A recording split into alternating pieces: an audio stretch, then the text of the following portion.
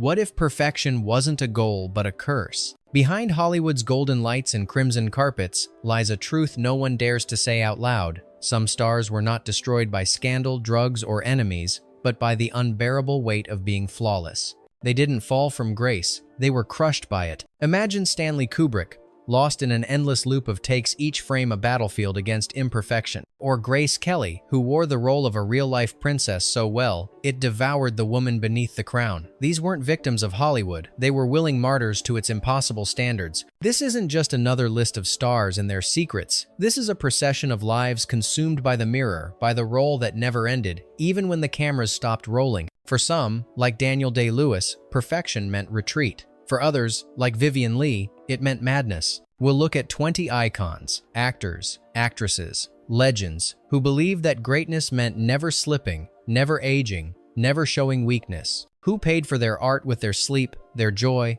their minds, and sometimes their lives. So, before we begin, what do you think perfection truly costs? And by the end of this story, ask yourself, was it worth it? Fact. Stanley Kubrick. He didn't just direct movies. He engineered obsessions. Stanley Kubrick was known for his uncompromising vision, but few knew the toll it took. During the filming of The Shining, he reportedly shot a single scene 127 times, not for technical perfection, but to break the actors down. He wanted real exhaustion, real madness. It wasn't enough to simulate it.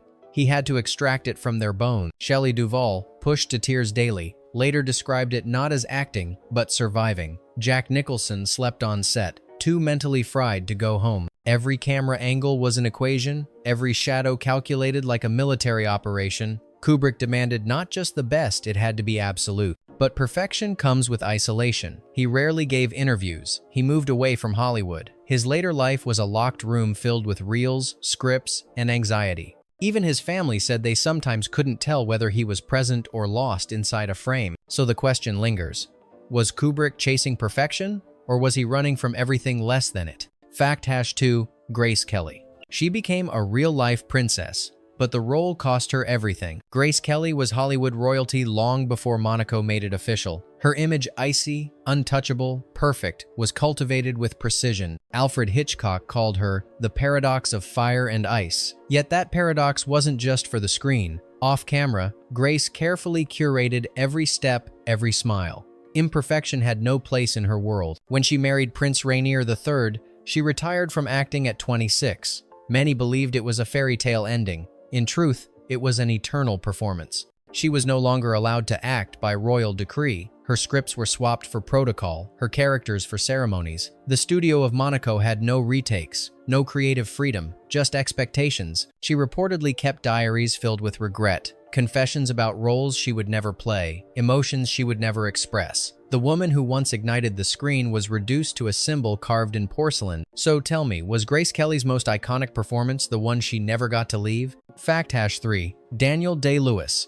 He disappeared. Not by accident, but by design. Daniel Day-Lewis is considered one of the greatest actors of all time. He didn't play roles, he became them. For My Left Foot, he stayed in a wheelchair between takes. For There Will Be Blood, he isolated himself for months to inhabit the character's madness.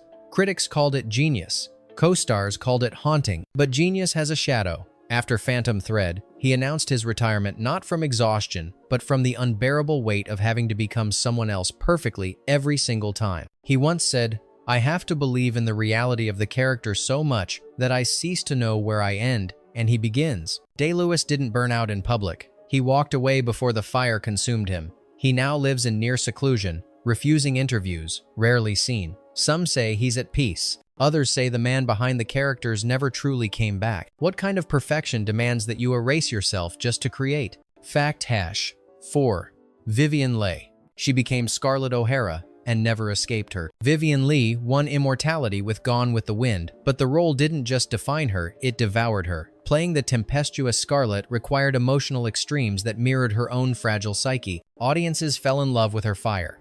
Studios demanded she burn brighter. Behind the camera, Leigh struggled with bipolar disorder, swinging between euphoria and collapse. But she hid it because imperfection was not allowed. She worked through breakdowns, through failed takes, through miscarriages. To remain a star, she had to remain a mask. Later, even when she played Blanche Dubois in A Streetcar Named Desire, Friends whispered that she wasn't acting anymore, she was simply breaking in public. Her illness deepened, her beauty faded, but she refused to step away, even when the industry turned cold. So when does a role stop being a character and start becoming a cage? Fact. #5. Fred Astaire. He made dancing look effortless because he suffered to hide the effort. Fred Astaire was a master of grace, a symbol of elegance. But the myth of his lightness was built on a foundation of obsession. He rehearsed endlessly, sometimes repeating a single step hundreds of times until it was invisible in its perfection. On the set of Royal Wedding, he reportedly forced retakes until the floorboards split beneath his shoes. He refused body doubles. He choreographed every movement, not just for himself, but for his partners who often cried off stage from the pressure. Astaire believed perfection wasn't a goal, but a duty. If audiences noticed the effort, he had failed. He once said, "If it doesn't look easy, you're not working hard enough." But what happens to a man whose entire legacy is built on pretending nothing ever went wrong? Was Astaire dancing toward glory or running from the fear of falling out of rhythm? Fact #6. Judy Garland. She was expected to shine even when she was breaking. Judy Garland's rise to fame was orchestrated by MGM, who saw in her the perfect American sweetheart. But perfection required control, and Judy was controlled from the start. The studio altered her teeth, her weight, her voice.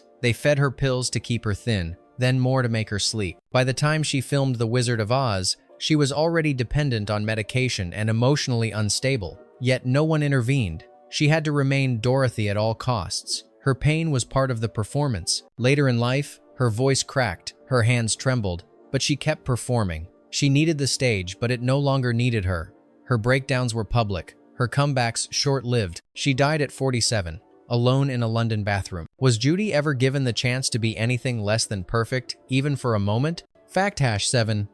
Gene Kelly. He turned musicals into masterpieces and himself into a machine. Gene Kelly redefined male grace on screen. Unlike the airy elegance of Fred Astaire, Kelly's style was grounded, muscular, masculine. He wasn't just dancing, he was commanding the frame, and he demanded the same perfection from everyone around him. Kelly choreographed with mathematical precision, often pushing his partners to exhaustion. Debbie Reynolds once said, "Making Singin' in the Rain with him was harder than childbirth." But Kelly didn't bend. Every step, every camera angle, every smile had to be engineered to dazzle. Over time, his relentless standards became a wall. Collaborators distanced themselves. Studios labeled him difficult. As taste shifted away from musicals, Kelly found himself isolated, still demanding perfection in an industry that no longer cared. What happens when a man builds a palace of discipline only to find himself the last one inside? Fact #8. Elizabeth Taylor. She lived under the spotlight until it blinded her. Elizabeth Taylor was more than a movie star. She was an empire of beauty, scandal, diamonds, and roles that defined a generation. But the public didn't just watch her, they expected her to stay perfect forever. Every wrinkle, every mistake, every weight gain became front-page news. Taylor worked tirelessly to uphold her image. Multiple marriages, Oscar wins, comebacks, hospitalizations. Through it all, she had to be Liz, the untouchable goddess. But that goddess bled. Behind the scenes were addiction, painkillers, near-death experiences, and decades of emotional wreckage. Even when she launched AIDS activism and broke barriers, the press still asked about her looks, as if the woman inside her myth never mattered. So who was Elizabeth Taylor when no one was watching, and did she ever get to meet that person? Fact #9. Anthony Perkins. One role made him immortal and made him disappear. Anthony Perkins was an actor of immense subtlety and talent, but when he played Norman Bates in Psycho, he achieved something most stars never do. He became iconic overnight. The problem? No one ever let him be anyone else again. Producers typecast him, directors doubted him, fans only saw the knife. Perkins tried to break the mold with Broadway roles, dramatic turns, even European films, but Norman followed him everywhere, like a shadow he couldn't outrun. Behind closed doors, Perkins hid his sexuality, fearing Hollywood's judgment. He lived a double life, smiling for the cameras while fearing exposure. He died of AIDS-related complications in 1992, still remembered, almost exclusively, as the man who stabbed Marion Crane in the shower. Can an artist survive when the world refuses to see beyond their most perfect moment? Fact #0. Audrey Hepburn. Elegance was her armor and her prison. Audrey Hepburn wasn't just stylish, she defined style. Her delicate features, soft voice, and composed presence became a global template for grace. But beneath that serenity was a survivor of war, hunger, and loss. She didn't pursue elegance. It was the only thing that made her feel safe. Hollywood fell in love with the Hepburn type, refined, distant, perfect. Audrey obliged. Even as her personal life crumbled, she maintained the image. She was careful with interviews, guarded with emotions. Her wardrobe was curated, her public words polished. Behind the scenes, she suffered miscarriages, heartbreaks, and long periods of depression. Later in life, she became a UNICEF ambassador, finally channeling her pain into something beyond image. But by then, the world had stopped listening. They wanted the breakfast at Tiffany's girl, not the woman who had outgrown her. So did Audrey craft elegance, or did it consume her? One still pose at a time. Fact Haitian Montgomery Clift. He made pain beautiful and lived in agony. Montgomery Clift was the original tortured heartthrob. His performances weren't just emotional, they felt wounded. He brought vulnerability to masculinity long before it was accepted. But that honesty came at a price. He didn't act his trauma, he mined it. After a near-fatal car crash in 1956, Clift's face was reconstructed. But his spirit wasn't. He became addicted to painkillers, alcohol, isolation. He hated the label tragic actor, yet couldn't stop living the roles that broke him. Judgment at Nuremberg, Wild River, The Misfits. Each performance drained him further. Directors praised his rawness. Co-stars admired his intensity, but he couldn't turn it off. By 45, he was gone. The autopsy read, natural causes. But what was natural about a man spending years drowning inside himself? Did Clift ever get to act without bleeding into the performance? Fact cancelletunodue.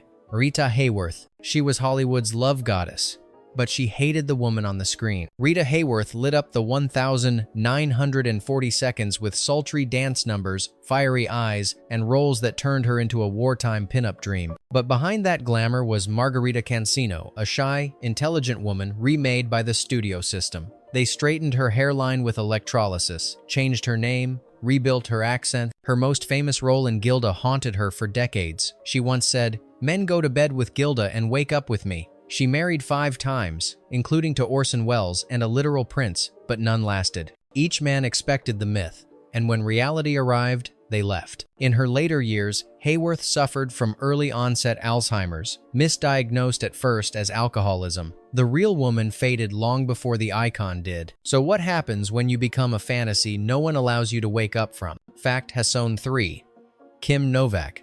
She became the perfect illusion and couldn't wake up from it. Kim Novak was never meant to be a star. She was meant to be a projection crafted, posed, molded by the studio to compete with Grace Kelly. But it was Hitchcock who turned her into a ghost. In Vertigo, Novak played a woman playing a woman. Layers of identity folded into performance. The lines blurred on screen and off. Hitchcock was meticulous with her appearance. Blonde hair, specific costumes, mannerisms, rehearsed like ritual. The character of Madeline became a trap, and Novak spent years trying to prove she was more than that single haunting silhouette. Critics weren't kind. Studios grew cold. She disappeared, reappeared, disappeared again. Each return marked by discomfort, by the need to correct the narrative, to reclaim her name. So how do you rebuild yourself when the world only remembers your shadow? Fact Hasson 4.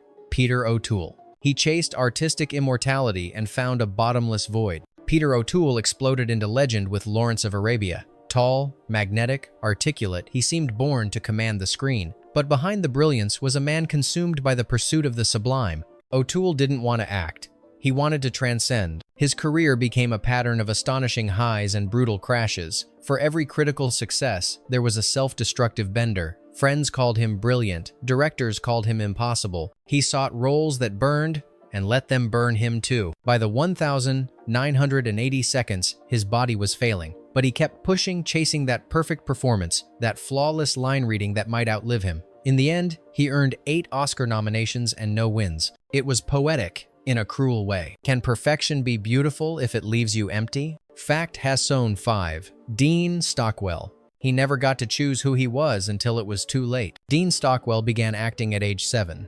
MGM owned his childhood, down to the expression on his face. He was the good boy, the serious child, a fixture in 1,940 seconds films, always poised, always obedient. But inside, he was drowning.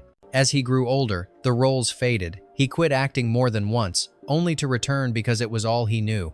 Stockwell reinvented himself in the 1,980 seconds edgier, more enigmatic, but even then, he confessed, I've spent my whole life becoming people I wasn't allowed to be. Late in life, he turned to visual art, finally expressing something unfiltered. But the damage was done. He had lived a career dictated by perfection, direction, and silence. So what happens to a man who spends 60 years performing and never finds his own voice? Fact: Hashanice, Jean Tierney, perfection made her famous. Then it tore her apart. Jean Tierney was the portrait of 1,940 seconds beauty, symmetrical, cool, unreachable. She was the face of a generation. But behind those flawless features was a woman unraveling. Tierney was obsessed with being everything Hollywood needed her to be: elegant, composed, luminous. But life doesn't respect symmetry. After giving birth to a disabled child due to rubella contracted from an overzealous fan, Tierney fell into a guilt she never escaped. She continued working, smiling, maintaining the image, but the cracks widened. Eventually, she checked herself into psychiatric clinics, underwent shock therapy, and lived with lifelong mental health struggles. She once said, "I used to walk past mirrors and not see myself. Because the self Hollywood sold wasn't real, it was a mask stretched too tight. How much of your soul can you give away before there's nothing left to perform?" Fact: Hasson 7, Greta Garbo. She achieved perfection by vanishing. Greta Garbo was unlike any star before or after. Ethereal, unreadable, hypnotic. She gave the world masterpieces and then took herself away. At the peak of her fame, she quit. No grand scandal, no meltdown, just silence. Garbo loathed interviews, premieres, photographs. She believed in mystery, in privacy, in keeping the illusion intact. To her, perfection meant never being exposed. She walked the streets of New York for decades afterward, alone, wrapped in coats and sunglasses, as if still hiding from the spotlight she had once ruled. People speculated endlessly.